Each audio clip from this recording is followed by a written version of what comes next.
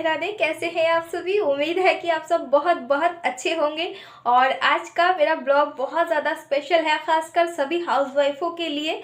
तो आज मैं शेयर करूंगी आप सभी से अपना बचत करने का तरीका, कि मैं कम बजट में और अपने घर की चीज़ों से कैसे बचत करती हूँ, अपने रोज़ के रूटीन में कैसे हर चीज़ को मेंटेन करती हूँ जिससे एक एक पैसा बच सके। तो चलिए आज इन्हीं टिप्स के साथ मैं ब्लॉग लेकर आई हूँ। और जो पहली बार आते हैं चैनल को, प्लीज़ सब्सक्राइब कर लें चैनल को और बेल आइकन को प्रेस ज़रूर कर लें, ताकि मेरे आने वाली वीडियो की हर नोटिफिकेशन आपको सबसे पहले मिल जाए। तो चलिए बिना किसी देर किए ब्लॉग को शुरू कर लेते हैं। तो बात करते हैं यहाँ पे सबसे पहले टिप्स की। तो सबसे पहला टिप्स मेरा ये है कि जब भी मैं मार्केट सामान लेने जाती हूँ या हस्बैंड जाते हैं, कोई भी जाता है, तो मैं उसकी एक लिस्ट बना लेती हूँ पहले से ही।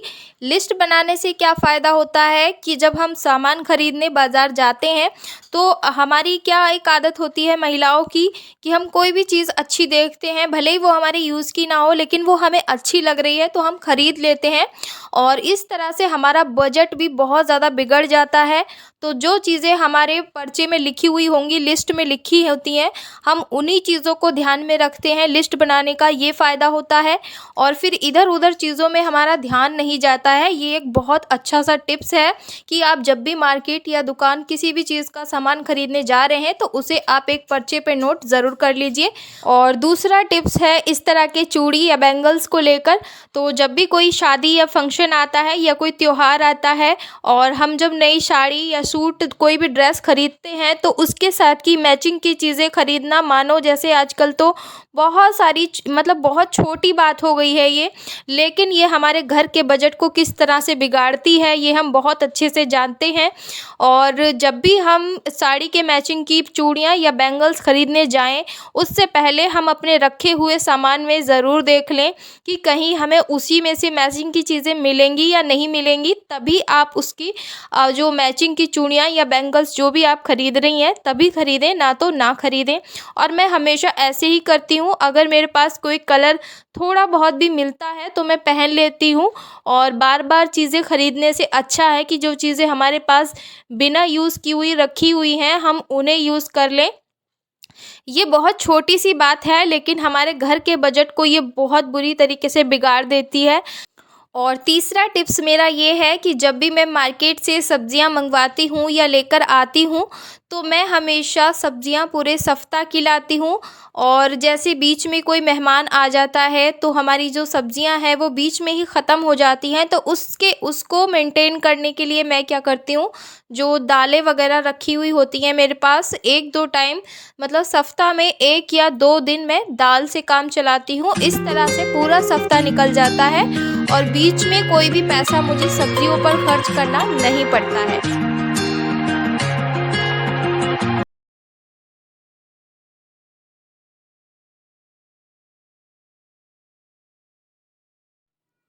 और चौथा मेरा टिप्स तो बहुत ही ज़्यादा यूज़फुल है, ख़ासकर उन गृहिणियों के लिए जो यूट्यूब पर वर्क करती हैं। अगर आप खाना बना रही हैं किचन में, तो ज़रूरत है कि आपको पहले से ही सारी तैयारियां करके रख लेनी है। और अगर आप ऐसे में वीडियो शूट कर रही हैं और आपने तैयारियां नहीं की हैं रेसिपी की, तो आपको रेसिपी शूट करने में भी और बनाने में भी बहुत सारी परेशानियां आएंगी। और इस बीच आपकी गैस जो है वो वेस्ट ही जलती रहेगी और आप खाना भी अच्छा नहीं बना पाएंगी। तो ये भी एक बचत करने का बहुत ही अच्छा सा तरीका है कि आप सारी तैयारियां पहले से ही करके रखिए। जितने भी मसाले हैं और पानी है, जो भी चीज़ें हैं, सारी आप पहले से ही किचन में रख लीजिए, चूल्हे के पास में ही। और पांचवा मेरा टिप्स ये है कि जब भी आप चूल्हे पे बर्तन, कढ़ाई, जिसमें भी आप सब्ज़ी बना रही हैं, और जैसे ही आप कढ़ाई को रख रही हैं चूल्हे पे, तो उसके साथ में ही आपको ऑयल डाल देना है, ताकि बर्तन गर्म होने के साथ साथ आपका जो ऑयल है वो भी गर्म हो जाए। और इससे आपके गैस की और टाइम की दोनों की बचत हो जाएगी।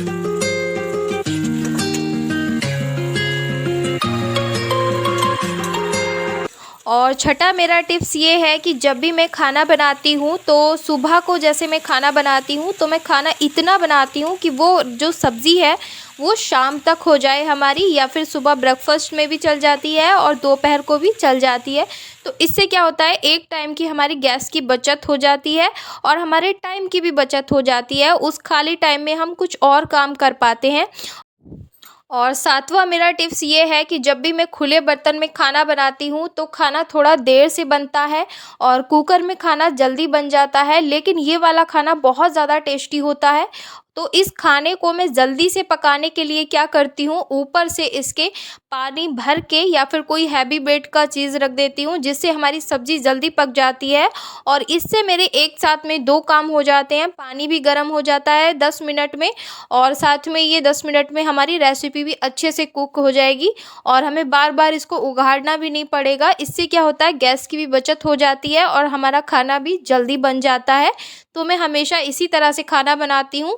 और जो कढ़ाई की सब्ज़ी होती है वो ज़्यादा टेस्टी लगती है कुकर की सब्ज़ी से। तो जी अगली मेरी टिप्स ये है कि झाड़ू पोछा बर्तन ये सब के लिए हम ज़्यादातर आजकल मेड हायर करने लग गए हैं, क्योंकि मेड हमें बहुत सस्ती मिलने लगी हैं इन दो कामों के लिए। कोई जैसे 1500 है, 1200 है, 1000 तक में भी मिल जाती है मेड। तो हम क्या करते हैं, झाड़ू पोछे के लिए या बर्तन साफ़ करने के लिए जल्दी से मेड हायर कर लेते हैं। और मॉर्निंग जो होती है हमारी वो बहुत ही हेल्पफुल हो जाती है मेड के आने से। बट इससे क्या होता है, अगर हम सुबह के ये सारे काम खुद से ही करेंगे तो एक तो हमारा शरीर भी स्वस्थ रहेगा, साथ में जो पैसे हम मेड को देते हैं वो पैसे हमारे एकदम खरे बच जाते हैं और हम भी स्वस्थ रहते हैं, साथ में बचत भी होती रहती है। और इस तरह से मैं अपना सारा काम मैनेज कर लेती हूँ और छोटी छोटी चीज़ों में हमें बचत करनी आनी बहुत ज़रूरी है। तो चलिए आज का मेरा ब्लॉग मैं यहीं पे एंड करती हूँ और मिलूंगी आप सभी से कल के एक अच्छे से ब्लॉग में। तो खुश रहिए, मस्त रहिए, स्वस्थ रहिए। Bye bye.